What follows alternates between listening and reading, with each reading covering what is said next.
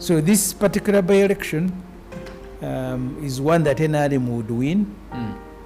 But NRM, even what they can easily win, they will cheat. That's how they cheat their own elections and shoot at each other. Oh my God! Let's see!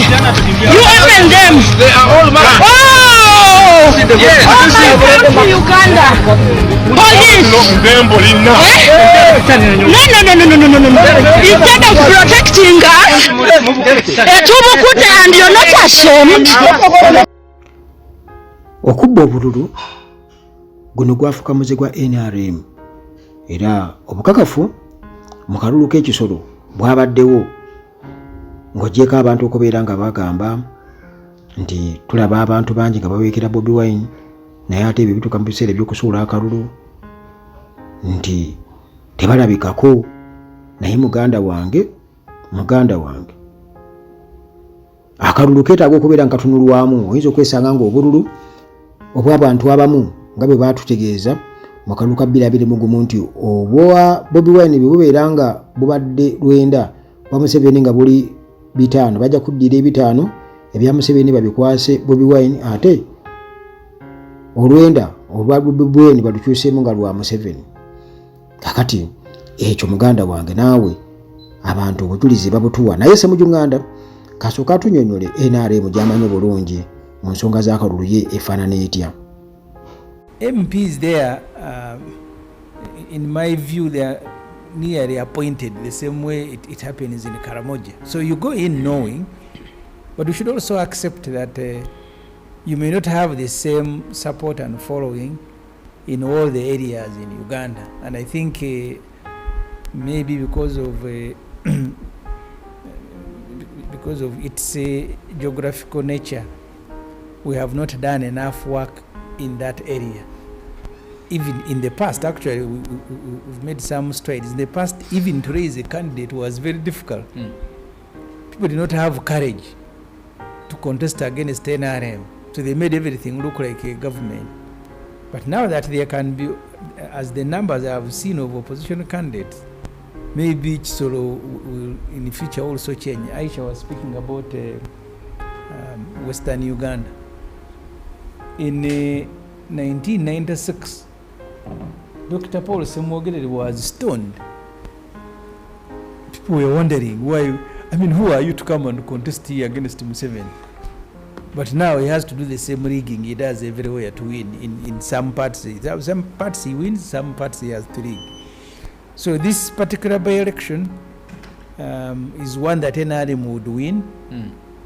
But NRM, even what they can easily win, they will cheat.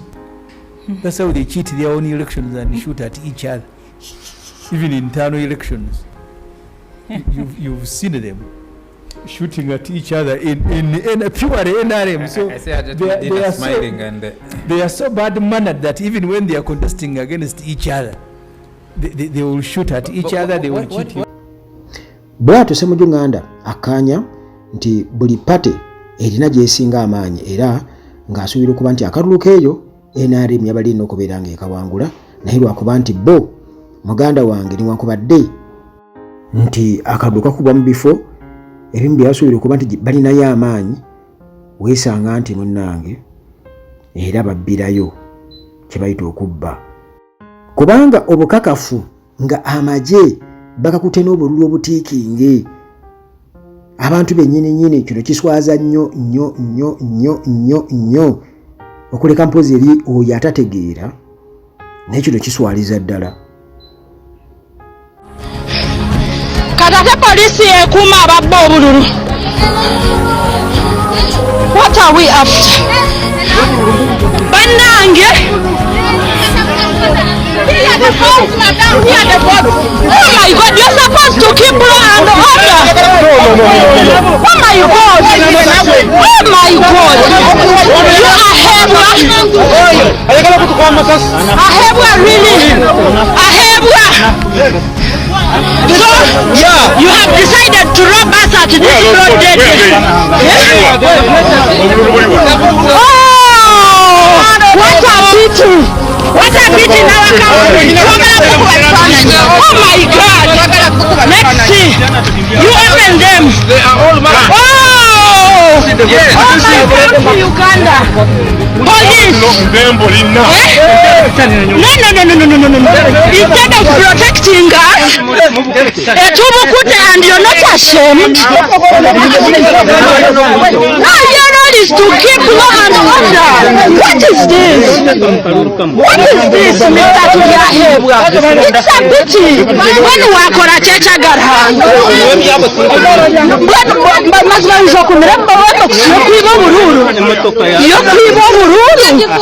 my God. I'm going to get no.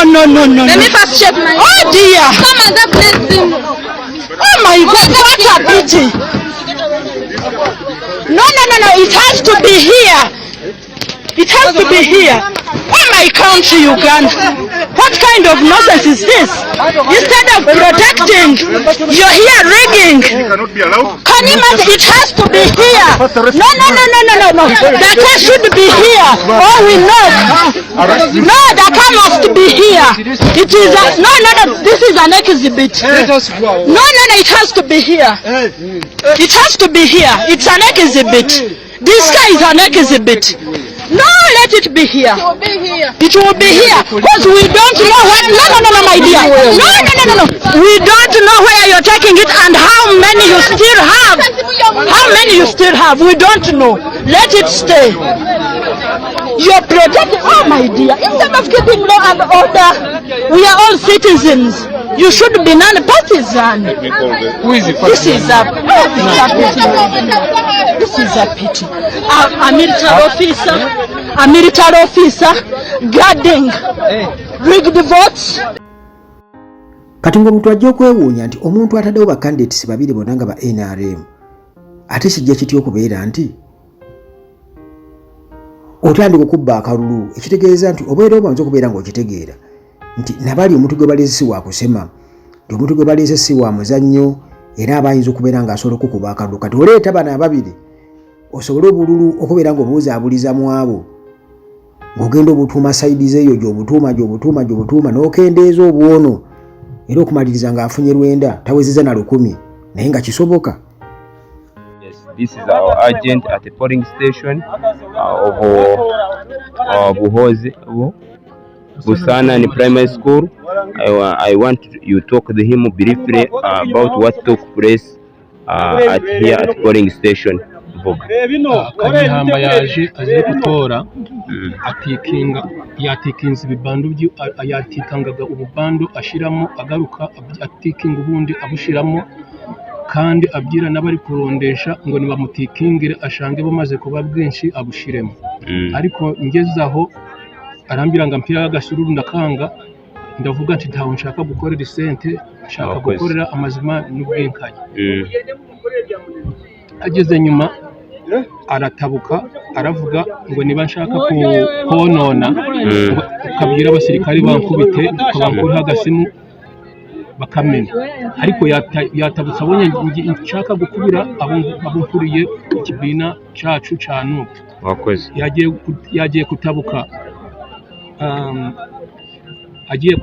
abasirikare baravuga ngo nimvuge buhoro ngo babasha kumfata bakamfunga jewe nkomezamo ariko umundamwe twatwicaye mvamo ngeze hanje ageze aho arandeba aragenda ageze mu modoka haruguru aravuga ngo ningenda ampe soda ariko mfure ndavuga ntaho nshaka soda ntaho nshaka gukorera isente aragenda amaze kugenda ariko hine undi mugabo wanyemabuye yatikinze ubururu bungahe yamuhaye uburenze 10 nawe abushiramo ubururu burenze 10 none ubururu bw'abafashe mu